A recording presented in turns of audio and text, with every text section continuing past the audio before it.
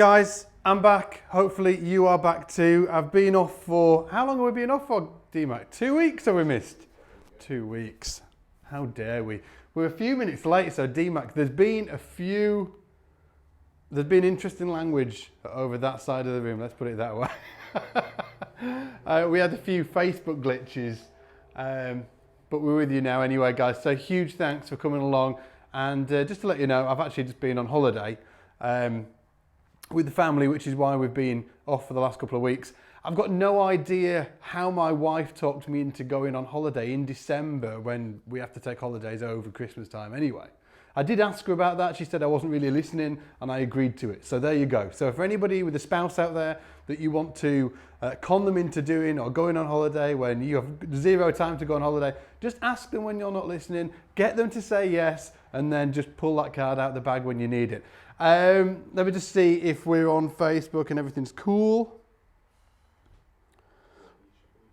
Everything's cool. Everything's cool here. We've got 160 people online. Hey, 160 people. Let us know where you're from, guys. We've got 17 comments so far, but let us know. Everything's cool. Oh, let me just turn this off.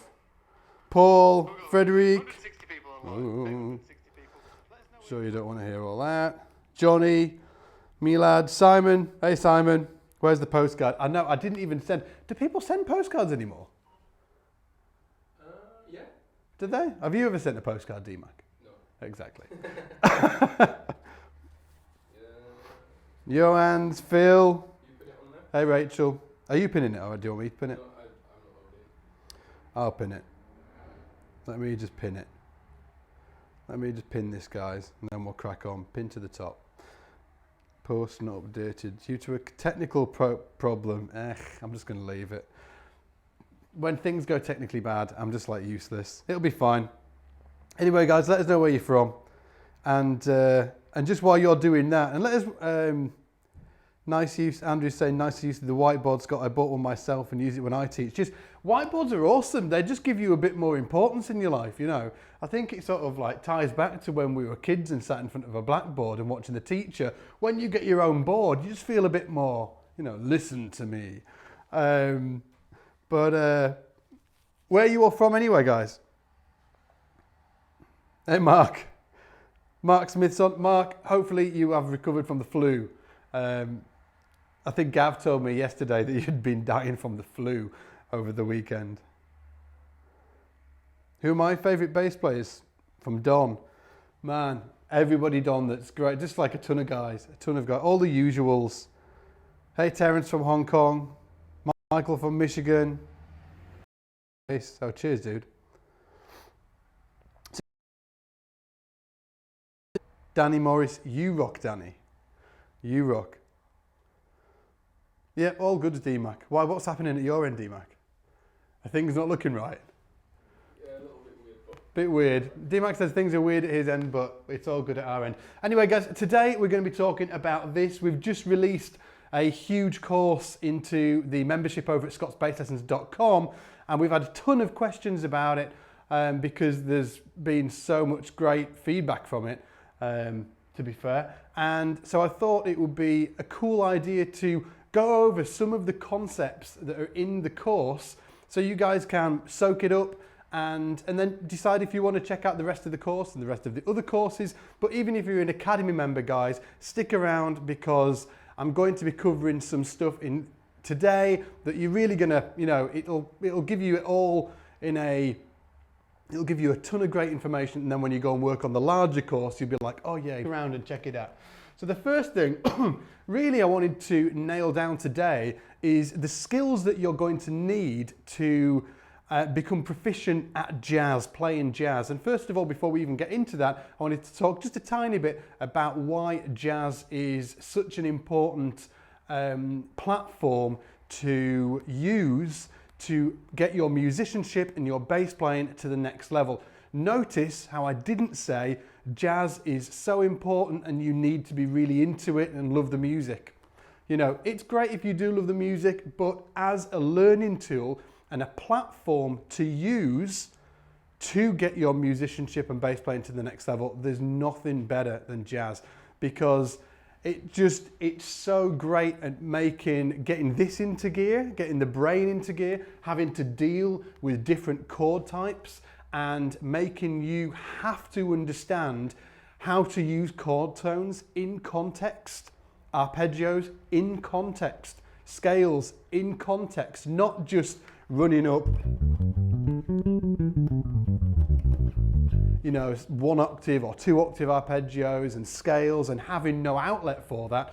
What jazz is really great at is giving us a platform to use that stuff actually and kind of like a whole experimental ground for using and learning that stuff. And then you can take that stuff and use it in rock and funk and reggae and soca and, you know, whatever it may be, whatever you're into. Maybe you're into it all, you know, and that's great, but it is what it is. It's just a fantastic learning tool to get your bass playing to the next level. And that's why I put the new course together, which is called the Beginning Jazz Survival Guide for Bassists together, which has gone in the course library over at the Scots Bass Lessons membership. That's why we created the course, because I understand that is when I teach people and have taught people in the past, that's when I've seen them have the greatest leaps forward, is when they're working on chord sequences such as this and learning how to play walking bass lines, learning about chord tones and how to apply them, learning about scales and how to apply them,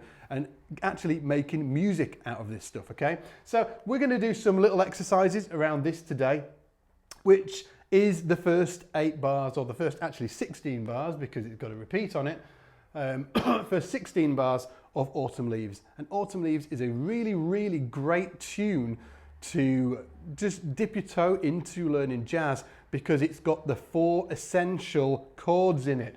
It's got a minor chord, minor 7 chord, it's got a dominant 7 chords, 2 dominant 7 chords, 2 minor 7 chords, it's got 2 major 7 chords, and it's got a minor 7 flat 5, okay? So they're the 4 main chord types that you are going to, in 99.9%, you're going to be faced with these types of chords. You know, yes, there are alterations on those chords, but they can all really be boiled down to this. Diminished, yes, diminished is a little bit of a different thing, but that's why I said almost. This takes care of almost all of it. It's got the 4 main chord types, and that's what you're going to be concentrating on, okay? So the first thing when you get into jazz, or you're thinking about getting into jazz, the first thing that you really need to start looking into is how to create walking bass lines, okay? Because creating walking bass lines is it's your bread and butter. If you're going to play jazz, it's what you are going to have to be able to do. And a walking bass line in its true sense is not a repeated pattern or learned line. Like, it's not like this. Let me just turn this up a little bit. It's not.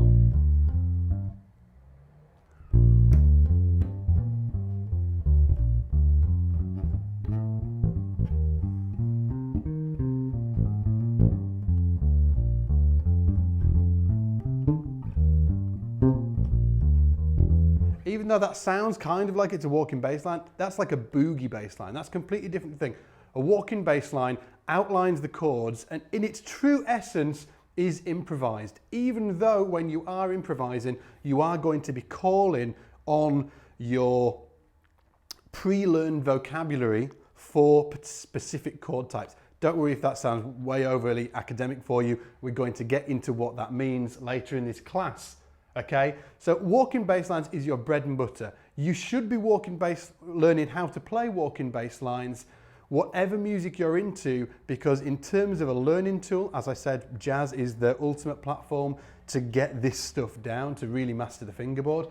And walking bass lines is kind of the bread and butter of that, because it shows you exactly how to apply chord tones and, well, chord tones, chromatic tones, scale tones, in an actual musical situation, and not just running them up and down the neck and hoping for, you know, just hoping that somehow you'll learn them somehow and you'll be able to use them. These walking bass lines give you a great vehicle to actually learn this stuff, and then you can apply it to any music you want to, okay? Now, you'll see, and I do apologise if this looks like a bird's nest. I just scribbled it down before we started. walking bass lines. The first thing to really start constructing walking bass lines that you're going to need to know are your chord tones, also known as arpeggios. So an arpeggio is simply, and excuse me if I'm really going through this fast, right guys, I just want to cover a lot of stuff. Chord tones, that's what really makes up your walking bass lines, okay? Chord tones, there are scale tones, there are chromatic approach tones and stuff that we will be talking about, okay? But chord tones are going to be the main foundational element, okay? So you're going to need to be able to use chord tones, and learning how to play walking bass lines over a sequence such as this will really help you learn your chord tones. It'll really help you learn your chord tones, okay? So yes, learn your arpeggios. Be able to play the C minor 7. Be able to play the F dominant 7. Be able to play the B flat major 7, the E flat major 7, A minor 7 flat 5, D7 flat 9, and then the G minor 7. Okay, yes, be able to do that, okay? But once you have done that, then you need to look at kind of mixing that all up a little bit and learning how to use it in tempo to an actual chord sequence, okay? And what I really recommend, guys, and just write this exercise down if you haven't heard of it before, what you really need to do is just play root and fifth, 2 notes per bar to start with. This is a really great way of getting into playing walking bass lines, because although it doesn't sound like a walking bass line, you're just starting to use the information that you're going to need to use to create walking bass lines, okay? And you're doing it round a chord sequence, okay? So I'm just going to play root and fifth around this chord sequence, okay? 1, 2, 2, 3, 4.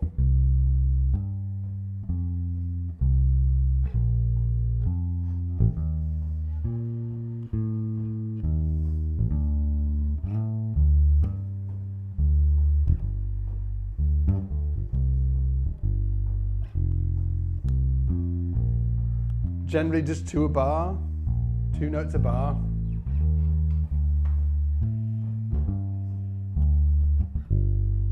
Okay, simple, right? Simple stuff. And there's no technique involved in this. There's no pyrotechnics, you know. There's none of that. It's just simple, can you play this? And it's really great, and it's an exercise that I've used in countless, and don't think this is simple. Don't think this is simple, right? Even though we're playing root and fifth, I've worked with university students, people doing a degree, and I've asked them to just play root and 5 round this sequence, okay? And do it for like 4 times round and don't repeat yourself. 4 times around, don't repeat yourself. And they are totally stumped. They can't do it, okay? Because it's so easy to focus on the stuff that we shouldn't be focusing on. It's so easy to do that, It's the next shiny object thing, right? So make sure that you don't just discount this as simple. It's not, okay? It is in its essence, but to actually execute it on the fingerboard is not simple, okay? And what you want to be doing is taking this stuff and running it up and down the whole neck, okay? So just 2 notes per bar, okay? Root and fifth, up and down the neck. Let's play 4 times around this sequence. 1, 2, 1, 2, 3, 4.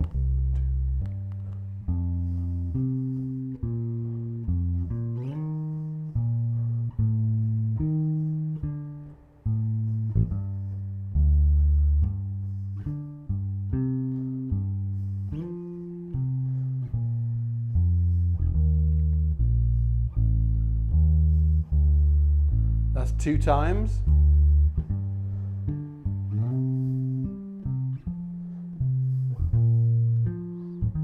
And I've not repeated myself once.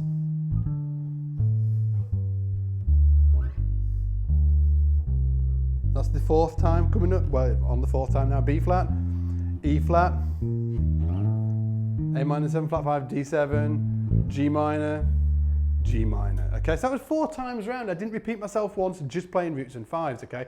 Again, this is learning your chord tones and learning how to use them in context, not just running up and down the fingerboard.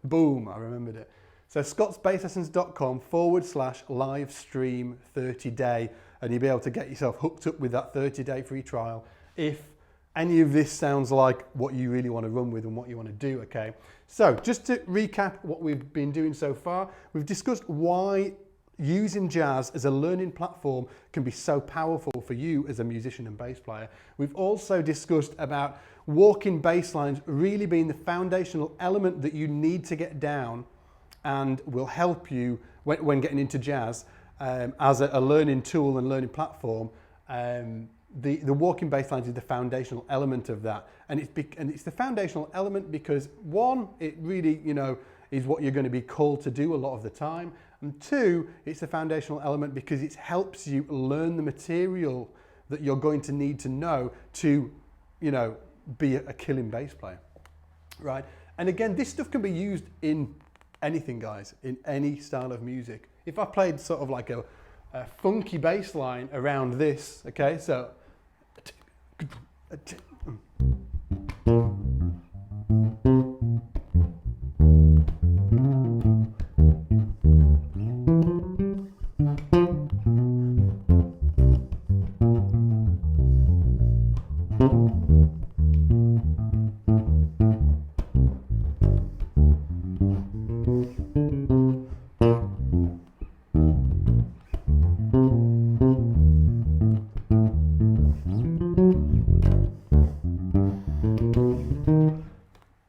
all of that stuff is just constructed from what we've been talking about previous.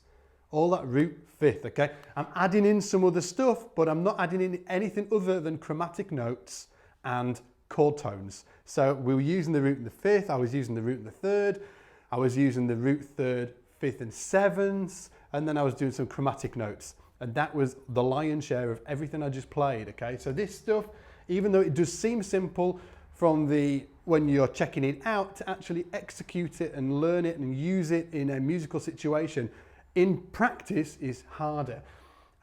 Just a little word of warning as well, don't be hoodwinked into vanity metrics, okay? Vanity metrics are what I see people falling down when they watch a lesson on YouTube and they feel like they've learned what the lesson has covered simply by watching it, and I am guilty of this as well. Like I am, not so much in bass because I understand a lot of what's going on, and I understand to really learn something I have to use it in practice. But for me, just like everybody else, I'm sure that you guys use video to learn things other than bass, right? You want to learn how to fix your washing machine, okay? Something like whatever it is, okay? It's all on YouTube, right?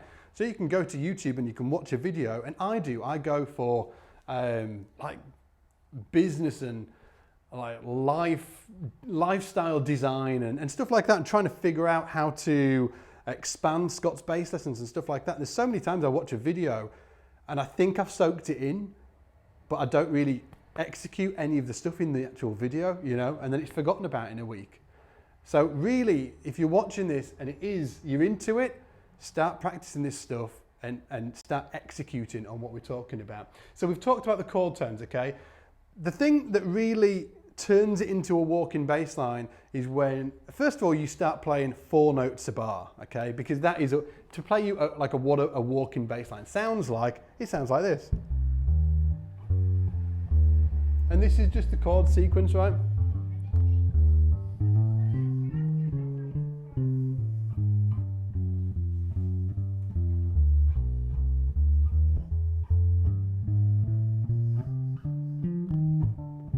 That's a walking bass line, right?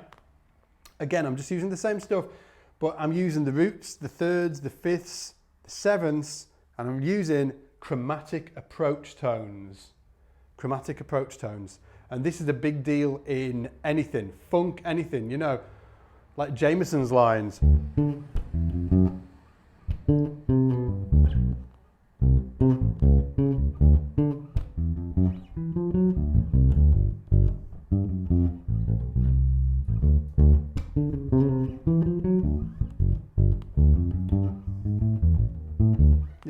That wasn't a Jameson line, but in the style of a lot of chromatic approach tones. Is it a mystery that James Jamerson was an upright bass player and played a ton of jazz before he played all those Motown records? No, it obviously isn't a mystery. That's where he got that stuff from, and he applied it to electric bass, which is why everybody's blown away by James Jamerson's bass lines. Okay, so chromatic approach tones. And the easiest way to get into this, I'm going to show you a real quick hack around these 4 bars.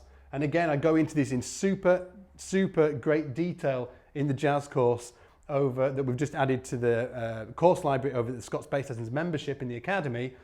But I just want to show you, because you can run with this stuff anyway, right? So chromatic approach tones, right? What I want you to do over the first 4 bars of this sequence here is just play root, 3rd, 5th, and then leave a rest, okay? So it's going to sound like this. Root, 3rd, 5th, rest. Root, 3rd, 5th, rest. Root, 3rd, 5th, rest. Root, 3rd, 5th, rest. Root, 3rd, 5th, rest. Root, 3rd, 5th, rest. You get it, right? So actually I was going to do the 8 bars. Let's just focus on the first 4 bars. Root, 3rd, 5th, rest. Okay, so get that down to start with.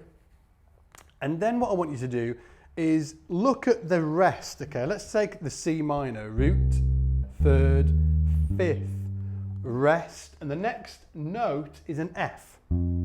So we've finished on a G. The next note that we play is the F. And on that rest, what note should we pick? Okay, we're going from this note to this note. We've got to fill in that rest with something. Well, we fill it in with a chromatic approach tone above the F, above the root that we're moving to. So you use a chromatic approach tone above the root that you're moving to, okay? Root, 3rd, 5th, chromatic tone above the F. F. Is the jazz please come in?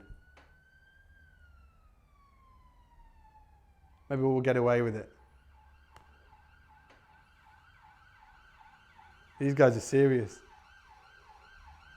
They're seriously outside the door. Okay, they've passed. It's cool. It's cool. We're cool. We didn't get caught this time. Okay, so root, 3rd, 5th, chromatic passing tone down to the root of the F. Okay, so root, 3rd, 5th. Again, we want to go to the B flat, which is here. So we're going to use a chromatic passing tone above the B flat. And then the same thing, root, 3rd, 5th on the B flat, and then a chromatic passing tone leading to the E flat, and the line is going to sound like this.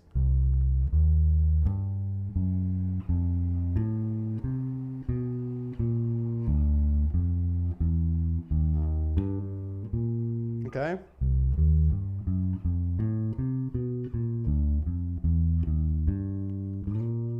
Fantastic sounding walking bass line, and it's just using roots, 3rds, 5ths, and then a passing tone, right? Now on here, we haven't got a root, 3rd, 5th, root, 3rd, 5th on the E flat. Leaves us on the B flat here, which is the 5th of the E flat. But we're going to the A, so there's not a note in between these two, so we can't do a chromatic passing tone above the root. So we do a chromatic passing tone below, moving to the A.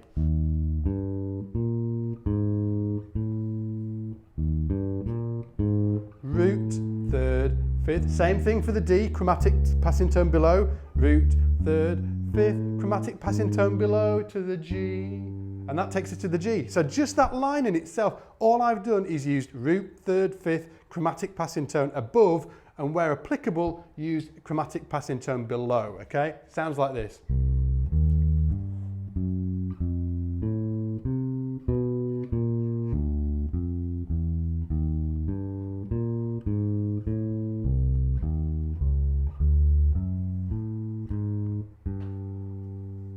Badass line, right?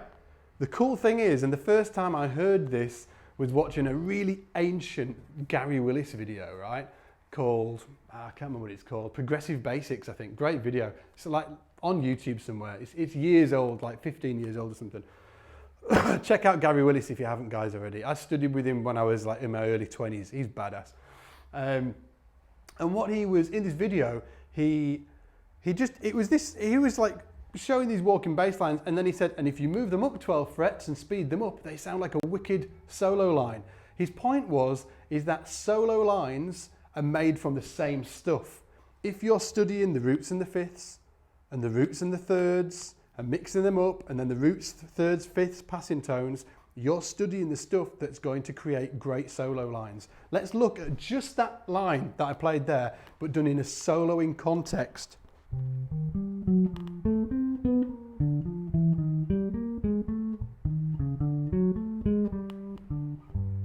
Again.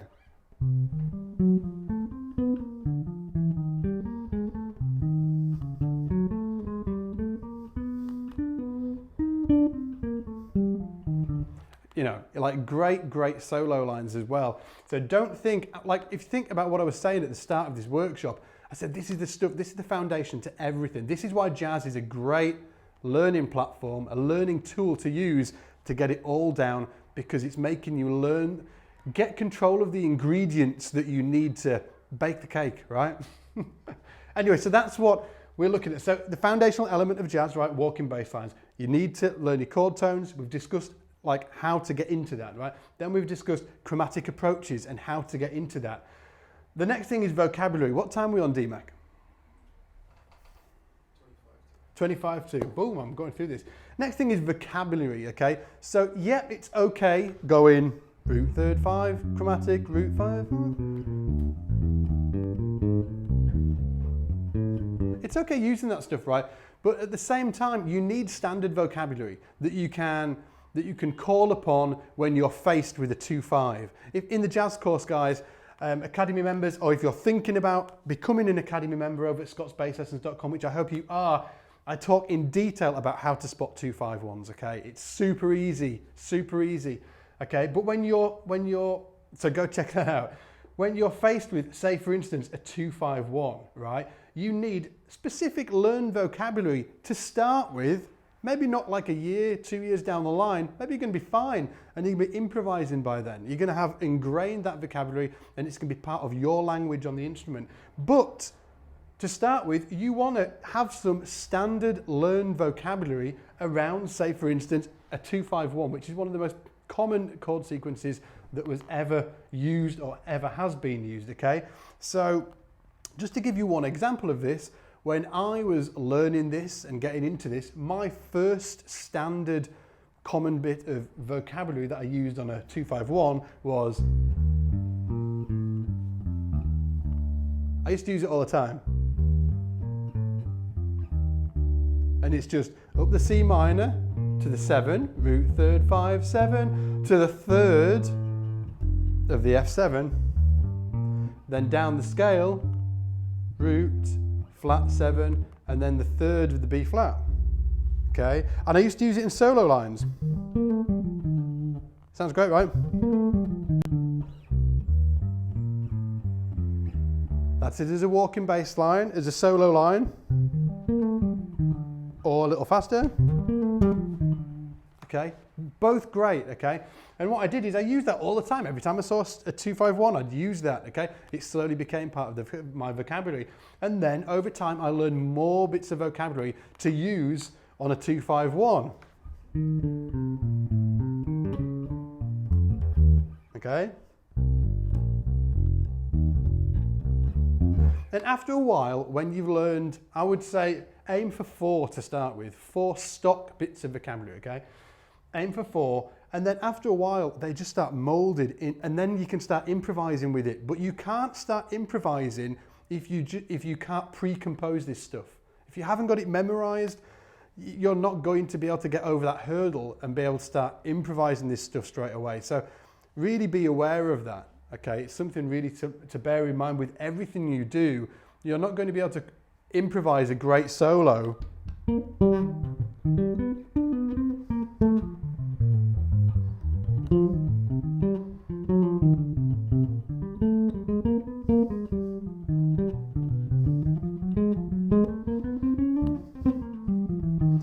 to do that unless you could actually sit down and work out a great solo, you know, and then have standard vocabulary that you're going to use on that. Okay, So that's the 251, okay? So 251, learn some standard vocabulary so you've got it. And by standard vocabulary, I mean like somebody comes and knocks at your door, right? And you open the door. You don't think to yourself, what shall I say to this person? If it's your friend, you're like, oh, hey Andy, how you doing? That's like, you know his name's Andrew. You know what to do in that situation. It needs to be the same thing. You see a 251, you know what to do with that situation. You need to give yourself the chance to learn this material in a way that you don't, the cogs aren't grinding in your head every time you're faced with it. You're like, oh, it's a 251.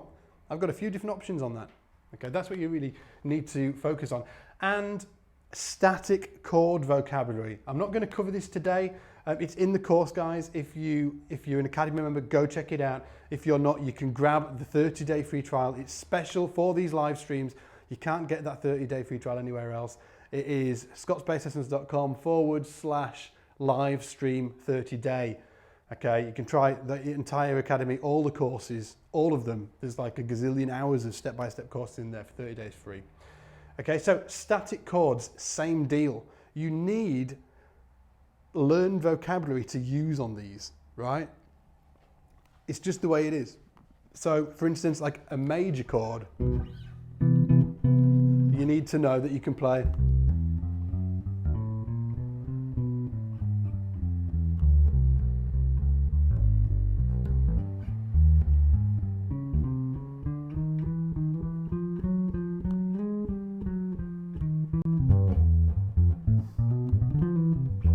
carried away at the end. You need to know that if you're faced with a major chord for an extended period of time, 1 bar, 2 bars, 4 bars, that you don't have to, there's no panic there, that you've got something in the toolkit that you can pull out that's going to take care of business. It doesn't matter if you've only got, a couple of different versions of something you can use on that, but you need something to use on it, okay? Make that, and that goes for static major chords, okay? Being able to play a walking bass line over a static major chord for say 4 bars, right? Same thing goes for minor 7. Same thing goes for dominant 7. Same thing goes for, what are we doing? Minor 7, dominant 7, major 7. I wouldn't say the minor 7 flat 5, but you can certainly give it a go. But these 3 chord types, major 7, minor 7, and dominant 7, okay, you need static walking lines to be able to play over that, okay? Because it'll just save you a ton of work. It'll save you a ton of work.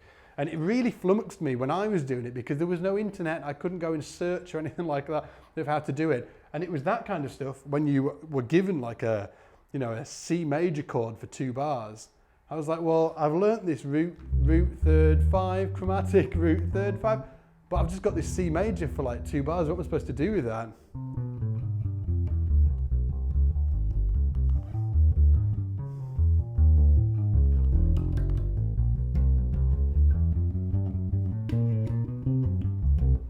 Okay, that's what you're supposed to do with it. Okay, the next thing when you're getting into jazz is Latin rhythms.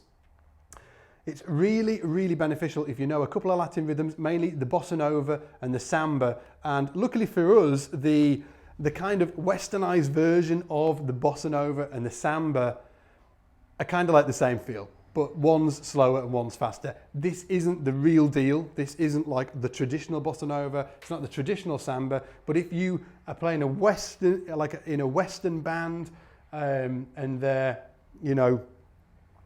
let's play a bossa nova, what they expect is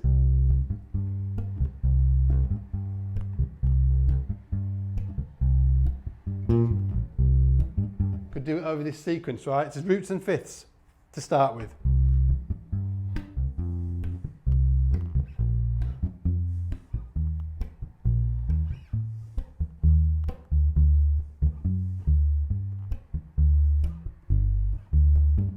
Roots and thirds.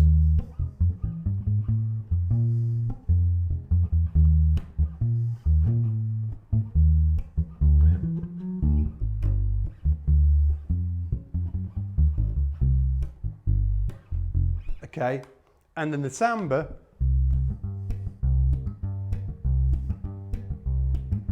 It's kind of the same thing, right, but speeded up. Again, it's not like the traditional bossa nova, traditional samba, but that if you were on a gig and they said let's play a bossa, that's generally what they're aiming for. Okay, The next thing that is a really great thing to get into is common chord sequences. So being able to identify 2-5-1s, which is a minor 7 followed by a dominant 7 followed by a major 7, okay? Or a minor 7 flat 5 followed by a dominant chord followed by a minor, okay? Or minor 7 that should be.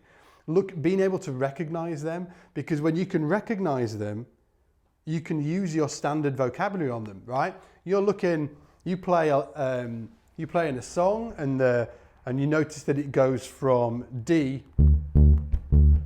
to G to C major, right? Oh, D minor to G7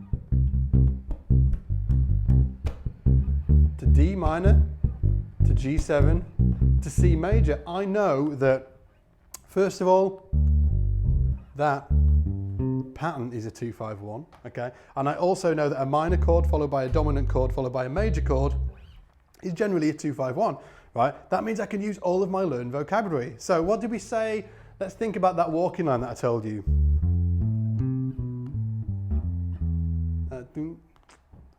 Okay, let's use that over this groove. So just an example of using a bit of standard vocabulary.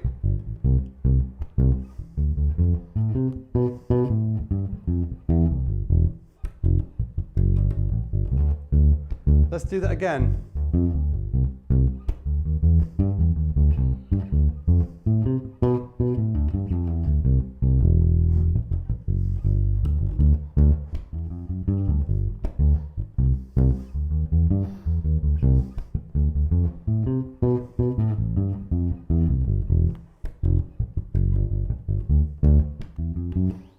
You get it, right? So I'm using that standard vocabulary. So understanding and being able to identify what the common chord sequences are, super important, okay? Super important.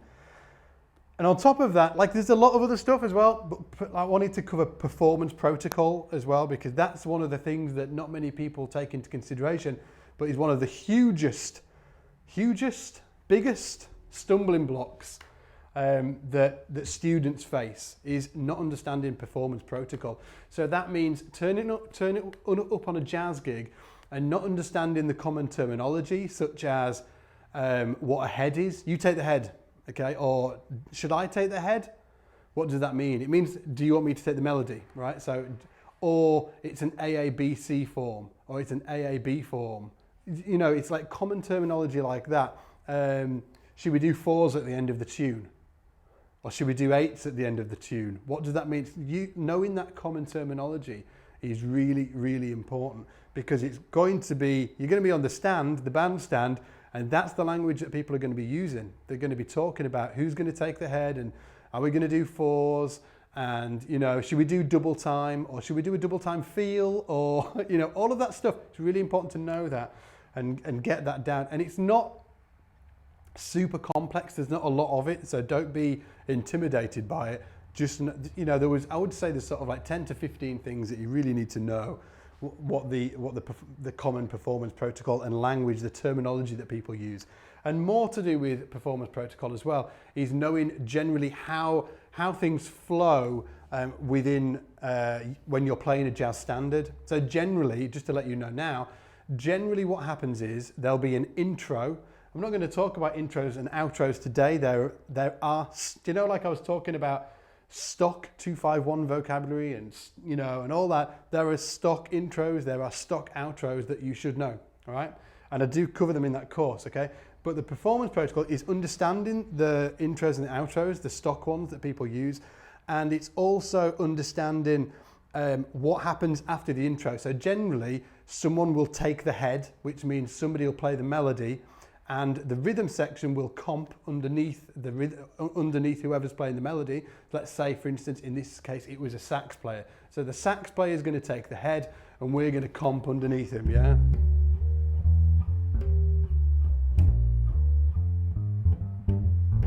Depending on what jazz tune it is, if it's just a general jazz standard, what will happen is the melody will either be played once or twice, all the way through. Okay, so you go all the way through, then right to the top, and then all the way through. It's not, even though some of the jazz tunes, so if we look at history, a lot of the jazz tunes come from old musicals and theatre pieces, right? And they had verses. Generally, the verses are not played, it's just the chorus. But the chorus is like, 32 bars long. It's like a long ass chorus. So you play the head, or somebody plays the head, you comp underneath them, they go through all the way through the tune, and then they might go through it twice again, and then it's the solos after that, okay?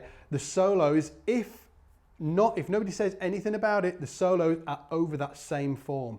You just go round and round and round that, maybe like 16 bar sequence, 32 bar sequence, 64. You just go round and round and round the sequence, and then each member of the band, or whoever wants to take a solo, generally takes a solo over that form, okay?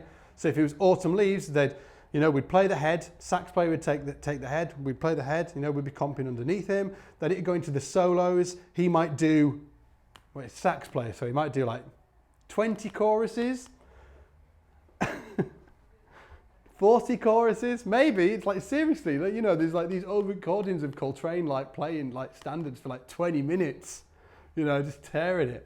So they'll play it over and over again, round that same sequence, and then it'll be maybe the piano player's turn, it'll be his solo, then it'll go to his, and again, we're just going round that form, then it'll come to maybe your solo. What do you do over your solo? You go around that form, okay, so you stick into the form, stick into the chord sequence, and then after that, on cue, a lot of the time the bass solo is kind of the tail end. Who knows why? But a lot of the time, and then it's back into the head. So on that, if you were the last solo guy, take a solo,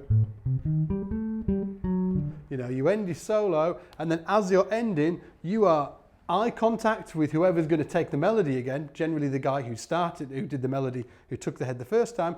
You're eye contacting, you're giving him a wink. You're like, this is it, I'm going to come to the end of my solo, time to take the head again, and then you're back into the head.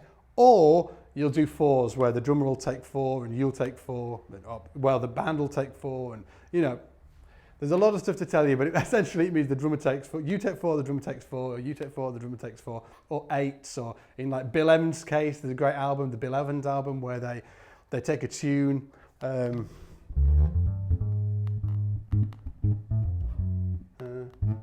Funkalero, is it?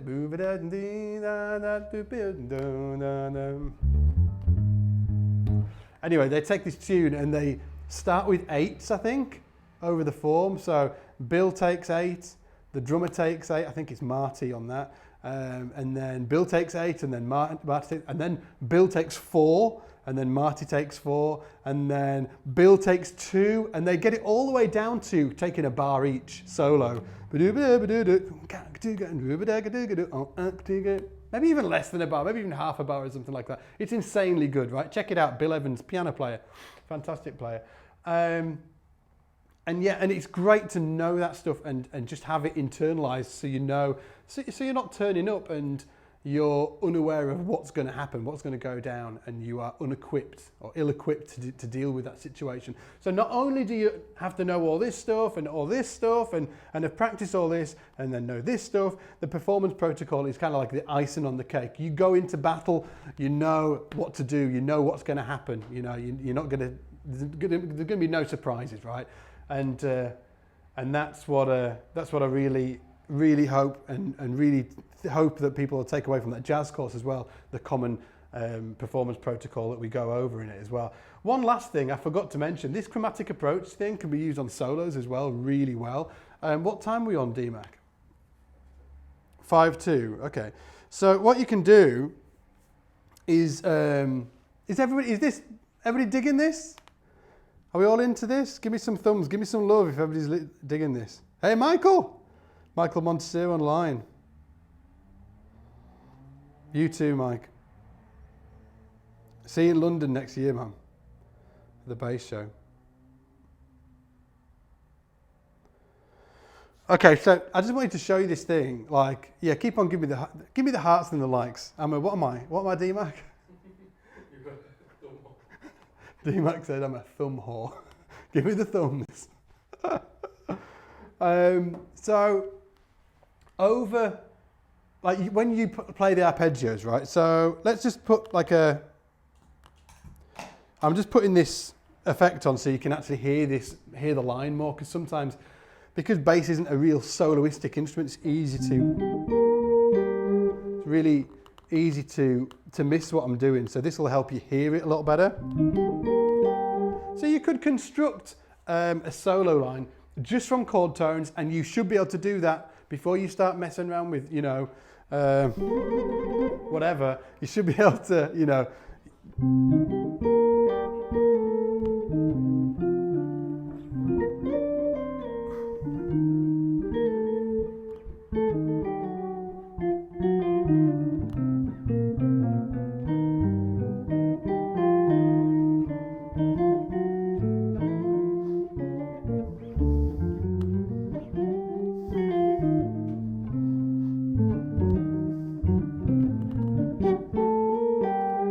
Was just over that sequence, right? Super simple stuff, just chord tones and some like chromatic stuff, maybe chromatic, you know, chromatic approach notes that we were talking about on the walking bass line. Same thing, right?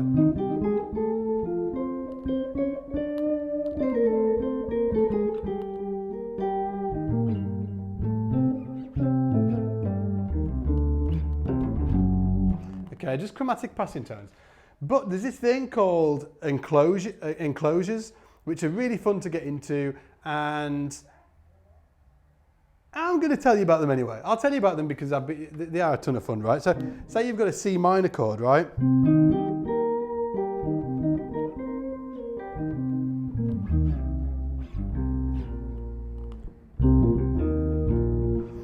C minor chord, right? They're just the chord tones. You can create an enclosure, chromatic enclosure around each one of those chord tones, which means you do a semitone above, a semitone below, and then land on the root.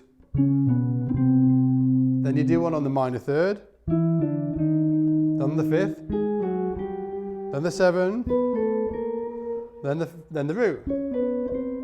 So just out of these four notes, that's all C minor, you get this. And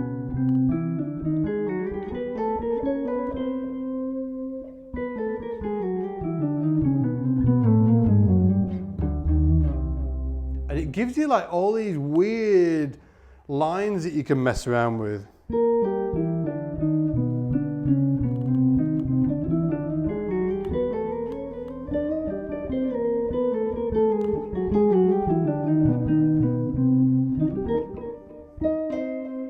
That was all chord tones and just chromatic enclosures.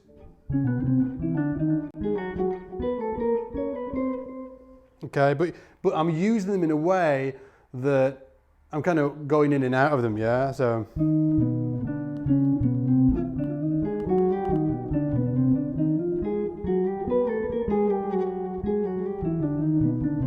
if you were doing it over there, instead of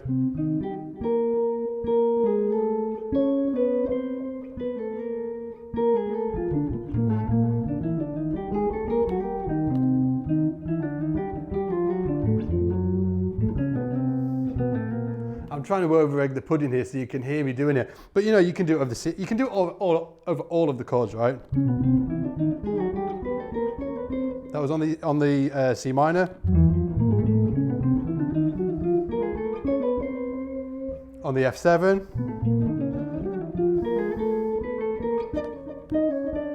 on the B flat, on the E flat. It's nice to try and do them when you're just getting into this by not doing this. When you're really trying to, you know, use it, try and be.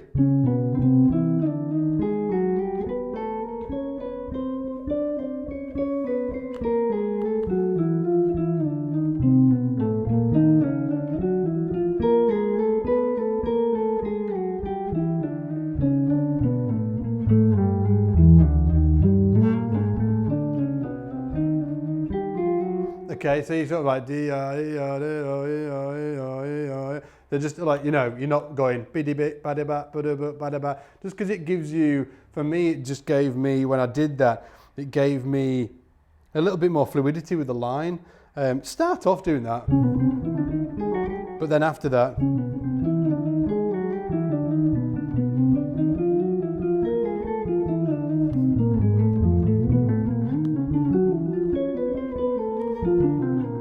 it's a ton of fun, and yeah, it's a ton of fun. Anyway, guys, hopefully you've enjoyed this workshop.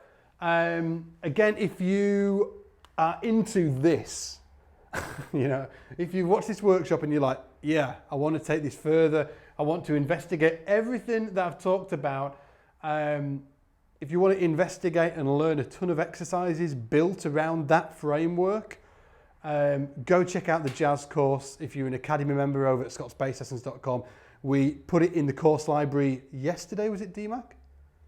Yeah. We put it in the course library yesterday. The feedback has been off the chart, so go check it out if you are an Academy member, you haven't checked it out already.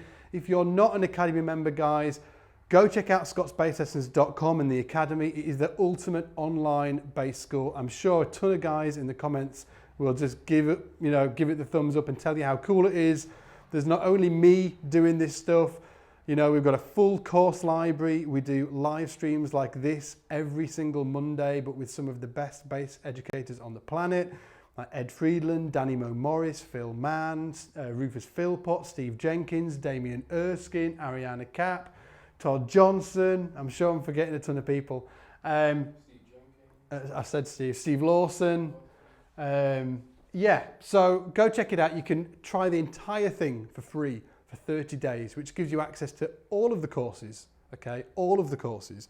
Gives you access to all of the live stream seminars that we do. It gives you direct interactivity with me, so you can send me a video every single week if you want to, and I will give you a direct video response back to the video that you sent me, okay? You can do that every single week, okay? It's just really cool, and again, you can try it for 30 days, totally for free, to take it for a test drive. But that 30-day deal is just for these live streams. We don't advertise it anywhere else. It's not on the website. You won't find it there. So if you do want to take it for a test drive for 30 days, just go to scottsbasslessons.com/live stream 30 day. Is that right? I got it right 3 times in a row. Boom. Anyway, guys, have you got any questions before we wrap it up? Doesn't have to be anything to do with this at all. It could be, well, it'll help if it's to do with bass. Okay. I'm not good at anything else, but yeah. Yeah, just hit me with any questions you want.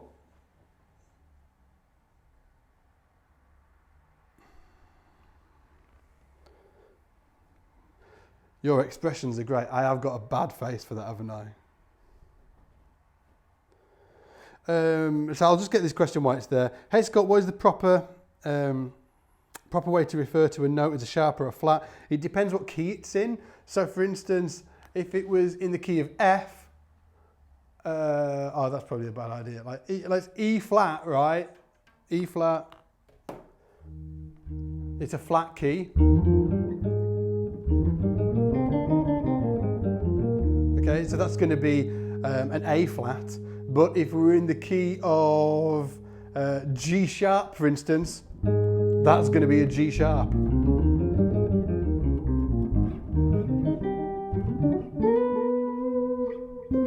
Yeah.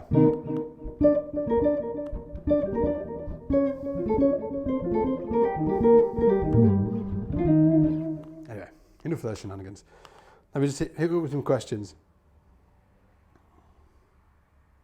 Warren Hewitt sings your praises. He does. I know Warren really well. How was my vacation? It was awesome, Ed. It was awesome, but Lisa, my wife, did hoodwink me into going. I talked about it at the start of this start of the class. Warwick basses, what do I think? What do I think? Warwick basses. Yeah, they're cool basses. I can remember a time when everybody played. Well, I've never owned a Warwick, but I can remember a time in the 90s, maybe early 2000s, when every single bass player in the world had a Warwick 6-string. It must have been good times for Warwick. In the new course, is lesson 3 and 4 oh, Bob, I think the message that you wrote just fell away. Oh, is 3 and 4 the same? I don't think so, Bob. If there is, we might have just uploaded two, the same ones or something like that. I'll double check that. Can you share some funk greatness, Arnold? Funk greatness? You mean play? Yeah.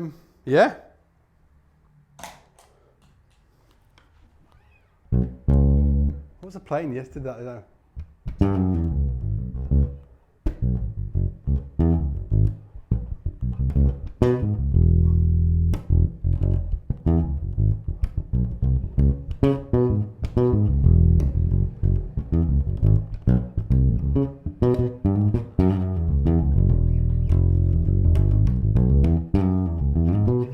I've got this like cool little lick that I was using yesterday.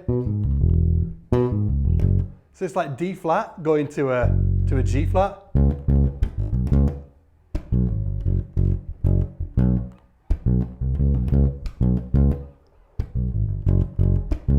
Right, so it's just D flat, kind of a minor thing.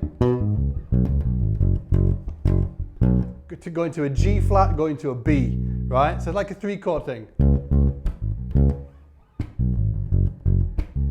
And the reason why I started doing this is because we were doing the, as I said earlier, when you're a member of Scott's Bass Lessons over in the Academy, people can submit videos to me every week and I give them direct video feedback each week. And this guy was playing this groove and I was demonstrating this stuff and I just got carried away and it was a really good groove. And the guy's just got this new bass, I can never pronounce the name. Man. Something to do with them. Anyway, so the groove, right, was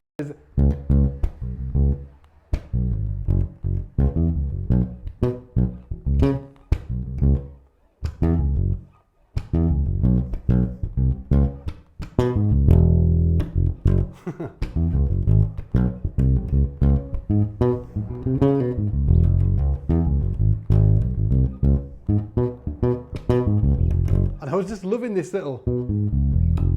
It's just from that D flat. So let's just bring that back to what we were doing here. I'm on a D flat minor. I'm playing a 7, a 5th, and the root, and then the open E is the minor 3rd, and then going to the root of the next chord.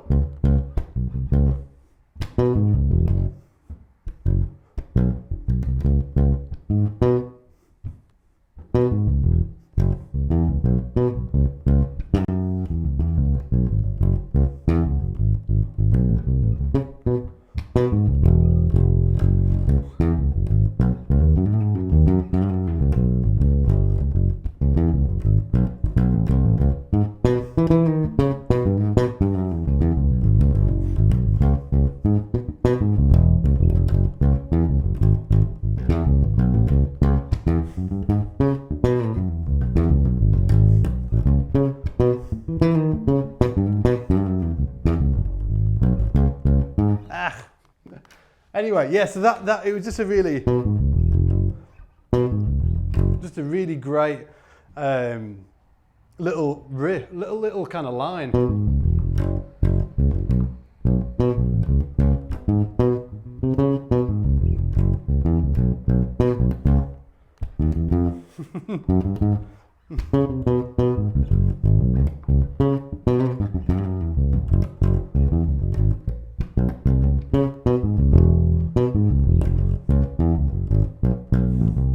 Again, it's using those.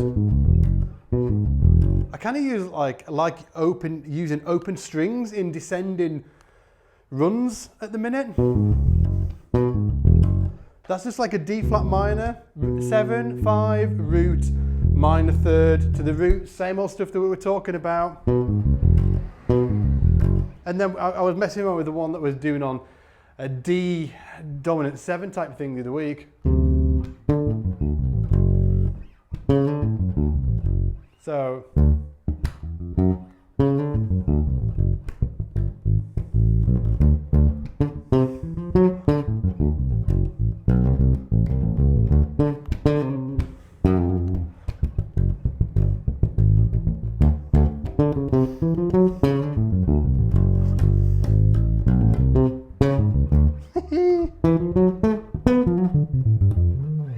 anyway, yeah. Yeah, that was it, Paul. That was the thing. Hey, Federico. Everybody give Federico some love. Dudes, have you heard this guy play bass? Federico Malaman. He's like, if there was an alien who played bass, it'd be Federico. True? If anybody knows Federico, go give him some love. Like the glove. Boop, boop, boop. I guess that's no if you're giving us a... yeah. How about a Paul McCartney boot camp? Absolutely, let's get Paul McCartney on it. Have you seen Finding the Funk documentary with Questlove? I haven't, and I love Questlove as well.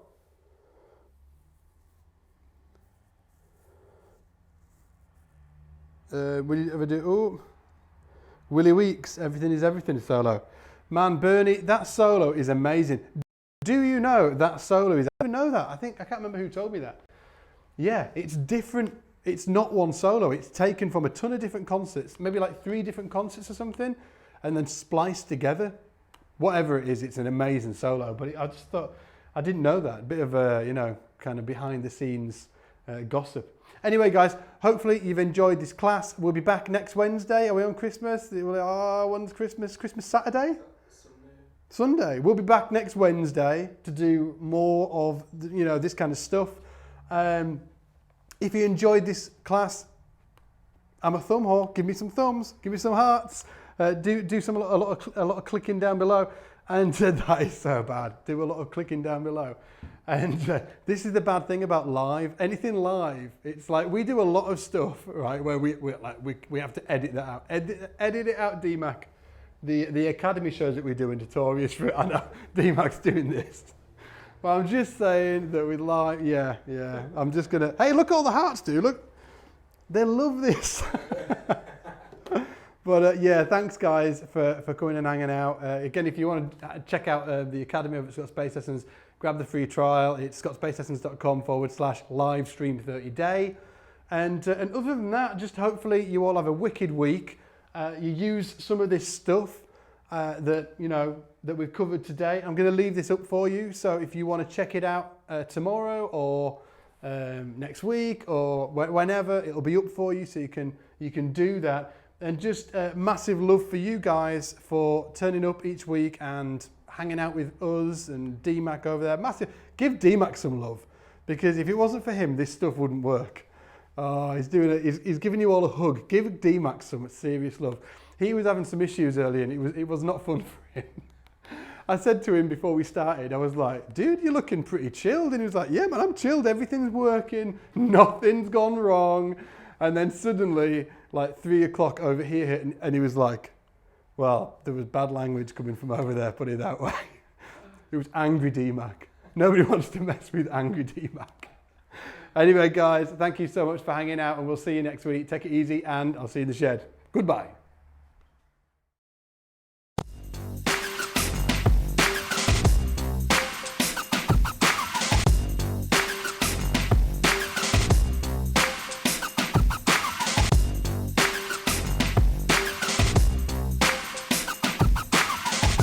The 2015 Kickstarter challenge.